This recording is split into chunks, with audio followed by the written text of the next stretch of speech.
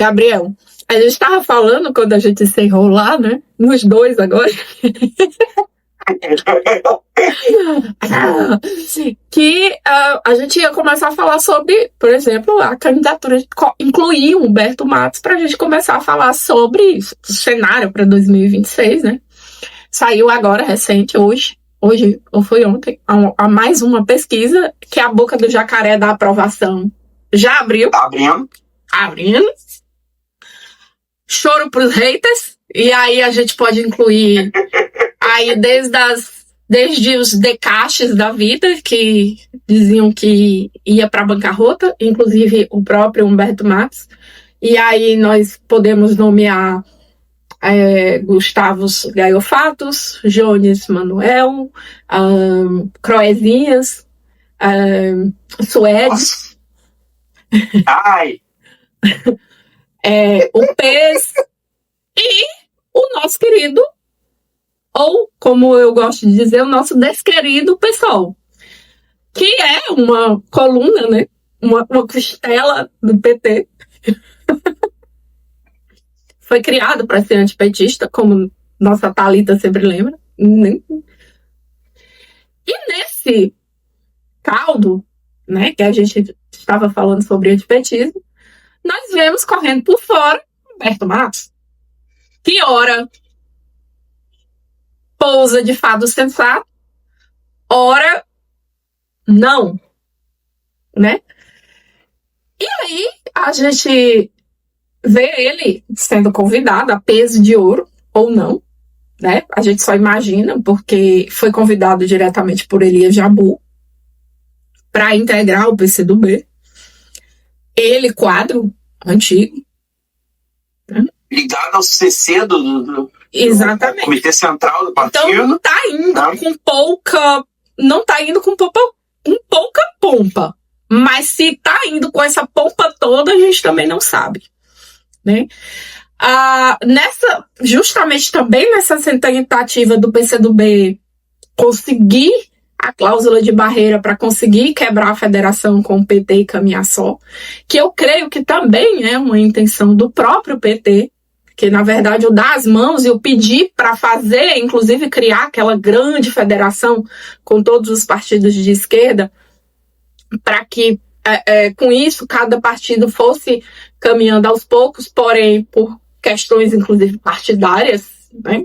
E fracionistas em cada partido, né? Porque partido de esquerda e fracionismo, né? E aí ainda abro um parênteses que o PT conseguiu conviver com isso após o fracionismo. Conseguiu sobreviver e crescer, apesar disso tudo, e criar uma unidade que ficou mais forte. Então, hoje as pessoas se engalfinham lá dentro, lá nas nacionais, lá na nacional principalmente. Vai um carguinho para cada um. Vamos botar aqui todo mundo, cada um cuidando de alguma coisa. Né? E você vê pela própria nomeação da nacional agora desse ano, você vê que foi agradado assim muitas pessoas, né? Para justamente dizer assim, olha gente, tá todo mundo aqui, não vamos brigar, mas continua se puxando à esquerda, porque é necessário, né? A gente precisa do pragmatismo, a gente precisa da puxada à esquerda, a gente precisa de quem conversa com o centrão, a gente precisa de quem conversa com o mercado financeiro, porque a gente precisa existir e continuar mandando as propostas e as demandas, inclusive. E nesses partidecos, né, que foi o que se transformou, também pós-2013. Infelizmente, mas... Sim, mas foi o que aconteceu pós-2013, porque enganados eles, de achando que só o PT seria destruído no caminho, eles esqueceram que o antipetismo não é só antipetismo. É anticomunismo, é anti-esquerda e é antipolítica. E quem mais sofre com tudo isso é a esquerda inteira, né? E aí nós temos, inclusive, nossa grande parcela de culpa por esse grande moralismo que tem dentro da esquerda. Que é também um assunto para outro momento. Porque senão a gente não vai terminar isso aqui nunca. E aí a gente vê todos esses partidos nanicos hoje. Muito também reflexo da Lava Jato, porque pegou todo mundo, né? Todo mundo perdeu nessa história. Como, incrivelmente, a Dilma estava certa de novo, né? Que nem quem vai ganhar e nem quem vai perder, porque saiu perdendo todo mundo. Né? Só quem ganhou, na verdade, foi a extrema-direita. E hoje estão todos eles nessa tentativa de se salvar pela cláusula de barreira, porém com o antipetismo sendo velado, gestado, transformando em outros rachas, porque aí a gente faz essa pergunta. Humberto Matos no PCdoB não é causar mais um racha, que já está sendo o que está causando um racha lá no PSOL, com o MES, tentando rachar, porque quer continuar sendo oposição da oposição. Né? Com esse próprio racha que existe dentro da UP, que você vê dentro da UP, como você acompanha, por exemplo, as divergências que existem entre aquela entrevista que a Suede deu, ou todas as outras, porque se você vê uma, você viu todas, porque ela parece um disco arranhado. E o PT, e o Lula, inclusive as histórias são as mesmas, inclusive. E o Pedro Ivo, nesse outro campo, que é da UP também, está lá trabalhando ativamente, que combate exatamente esse antipetismo dentro da esquerda. E alerta justamente para o buraco sem fundo que isso é, como a gente também vive alertando, e que a gente alerta o quê? Desde 2020. Eu não sei se tu chegou no rolê também no 2020, no grupo do Merlin, Thalita, tudo, se tu chegou já depois. Acho que é um pouquinho depois. Mas de 2020 para cá, nesse rolezão, que a gente vem alertando sobre isso, sobre os perigos desse antipetismo. E aí nós chegamos o quê? Para Humberto Matos, federado no PCdoB, antipetista de dizer que se o Haddad for candidato, vota e faz campanha para o Tarcísio, ou no segundo momento dizendo que vai sair para pescar. Eu não sei qual é que ele acha que é menos danoso, porque para mim todas as duas coisas são igualmente ruins. E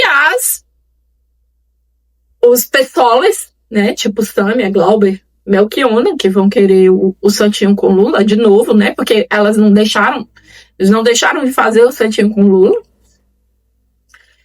E nisso tudo, com Lula, com um capital político tão grande que a Glaze está passando a navalha nos cargos do Centrão dentro do governo, que, segundo a apuração da Natuza Neri, diz que a Glaze entrando dentro do Congresso e Neguinho saindo, deputado correndo para debaixo de cadeira e de mesa para se esconder dela. Porque ela está arrancando sem dó. E isso não poderia ser feito se as projeções e o capital político do Lula não estivessem com tendência de alta e de só aumentar ainda mais. A gente sempre tem que lembrar disso. Então, como o nosso...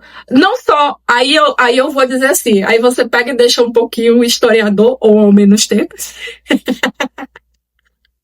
Porque eu sei que é um problema, mas o que é que tu tá vendo desse cenário, né? Humberto, fracionismos, UPs, PSOEs, Jones,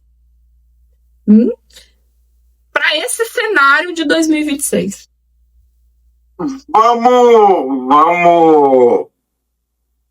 Vamos começar por partes, porque, de fato, eu diria, Luane, que a gente está num processo que é particularmente interessante. Primeiro, eu acho que muito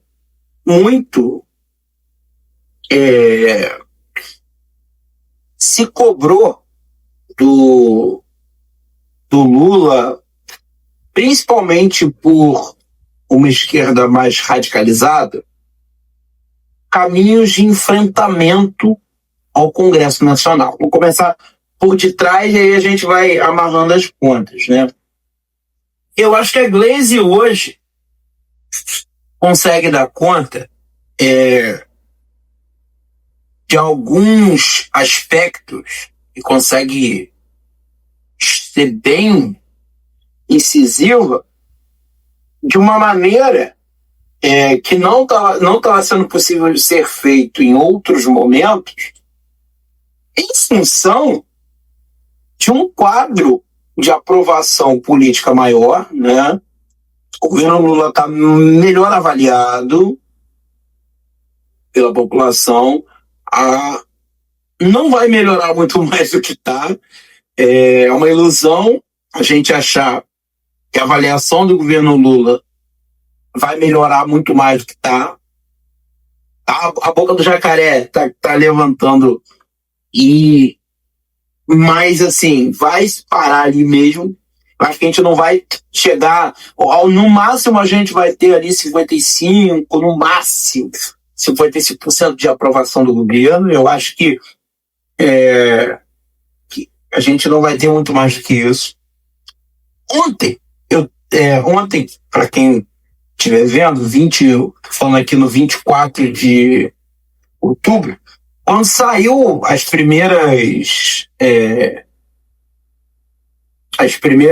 parciais, né, falando, olha, na Atlas a pesquisa vai apontar aí uma maior participação, maior aprovação do governo, me veio uma frase do Jacques Wagner no contexto da Lava Jato, conversando com Lula, e o Jacques Wagner falando assim, Lula lá pelas tantas, mas galego, não sei o quê, galego, não sei o quê. E aí, né, o Jacques Wagner vira para alguém e fala assim, olha, tá se avizinhando aí um cenário que vão tentar fazer uma putaria com Lula. E tá na cara que os caras vão buscar fazer uma putaria com Lula. Como diria o galego, o Jacques Wagner, vão fazer uma putaria com Lula. Isso é líquido e certo.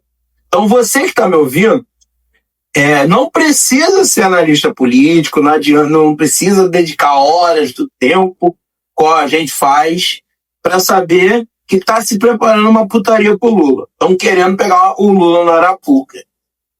E é evidente isso diante da fala de hoje e a repercussão que está sendo feita a respeito da fala dele em relação aos traficantes de drogas. Eu cheguei do trabalho, hoje à tarde, almocei, tal, deitei 10 minutinhos. Enquanto eu estava deitado, descansando um pouquinho, eu estava vendo a live da Galãs Feios, que eu vejo todo dia que eu posso. É um horário que eu tô aqui, aí é um momento que eu tô aqui fazendo uma coisinha, preparando uma aula, e aí no fone de ouvido eu tô ouvindo isso. E a fala do Lula em relação a... Você pega o corte, foi de um corte de 2 minutos e 15. Ou seja, dá 60, 120, 140 segundos. Mais ou menos ali. O Lula falou a frase, você vai pegando o raciocínio, ele está falando de política internacional, de combate ali das políticas antidrogas, e ele tem uma frase ali que provavelmente eu não sou copywriter do Lula, nem sou ombudsman de ninguém. Certamente o que o Lula estava querendo dizer era que o processo de criminalização também afeta o traficante de drogas. Enfim, pô. Até porque eu só vi na hora ao vivo na live, e eu pensei assim, cara, quando ele diz, porque o traficante também é vítima do usuário, essa foi mais ou menos a frase, ele tá querendo dizer o seguinte, olha, isso tudo acontece porque tem um processo de criminalização e que atende a diversos interesses, inclusive o interesse do usuário de drogas. Quem já viu a frase, disse que se você escuta o antes, você consegue entender o que ele disse depois. E aí a reação do Helder e do César, do Calejão, que o Calejão é um cara que eu gosto pra caramba, dá o alerta de como essa frase vai ser usada, inclusive, por gente do nosso campo. Uhum. Porque algo que eu falava muito com o Merlin, antes do Merlin falecer, era o quanto havia um discurso na esquerda muito que é nosso, muito comprometido com a justiça social, com tudo, mas havia uma falta de diálogo real do nosso campo em debater a questão do tráfico de drogas, que não passa somente, tem questões que não passam só, que não é só a questão social. É uma questão criminológica ali também. Porque o tráfico de drogas, a venda de drogas, é um aspecto da dinâmica do tráfico. E o Lula, eu brinco porque às vezes a direita gosta muito de botar o Lula na condição de um ignorante, mas a primeira vez que eu ouvi alguém falando de doença holandesa, que é um problema típico de economias onde um recurso é muito abundante, você organiza a economia muito naquilo, foi o Lula falando. Isso, o caso das tulipas. Isso, o caso das tulipas. O caso das tulipas, em alguma medida a gente pode pensar por conta da questão do petróleo na Venezuela, do cobre no Chile. Então, a abundância de determinados produtos ou recursos pode causar problemas estruturais na economia. Isso é um conceito extremamente complexo. E a primeira pessoa que eu vi falando disso, na minha vida, foi um cara chamado Luiz Inácio Lula da Silva. Você não está falando... E outra, certamente, economistas não desenvolvimentistas, ou cara que não tem um domínio franco de teoria econômica, não saberiam o que era isso. E ele que nunca pisou nos bancos, nunca sentou nos bancos, e nunca pisou numa sala de teoria econômica, sabe? E isso é uma prova, gente. Isso é uma prova de quanto há uma má vontade em relação ao governo Lula, e há uma má vontade com relação ao próprio Lula. É óbvio. O Lula voltou atrás, falou, olha, eu quis dizer tal coisa, porque é importante você refazer a frase na medida que você não dê margem para contestações posteriores. Mas o grande debate, o grande aspecto é que a reação de gente do nosso campo ela foi tão desproporcional à fala, que se você pega o corte maior, você percebe o que ele estava querendo dizer naquele contexto. A frase é problemática, mas se você expande um pouco mais, você percebe que o caminho é muito... Ali tem um caminho de construção de linha de raciocínio. Inclusive, Se alguém corta no início e corta aquilo, tira aqueles 10 segundos de frase, o pensamento continua concatenado. E assim, é esse tipo de coisa que está claro que vai ser feito pelos próximos 12 meses, que é o tempo que temos aí para a próxima eleição. Exatamente 12 meses. Se eu não me engano, eu acho que vai cair dia 24 de outubro a próxima eleição. Eu acho que ela cai de domingo também. Acho que dia 24. Hoje é sexta. Aí eu acho que ano que vem, 2026, salvo engano. É um ano de sexto. Isso, pula 2 dias. É que normalmente pula 2 dias. Então a gente está falando é curioso pra caramba o quanto daqui a 12 meses, literalmente,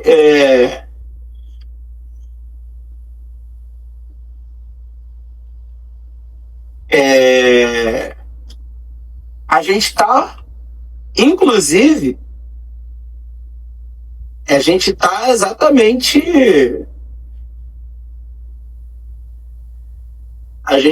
Quem está jogando cascas de banana para derrubar a gente do nosso grupo. Ó, é dia 25 de outubro. Aí porque o próximo ano é bissexto, né? Aí pulou um dia. Aí não pulou 2. Aí ficou, é isso aí, 20. O primeiro turno é no dia 3 de outubro.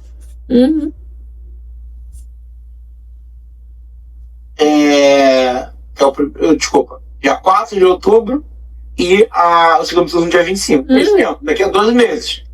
Então, aquela frase do Jacques Wagner, que vão tentar fazer alguma putaria com Lula, é real.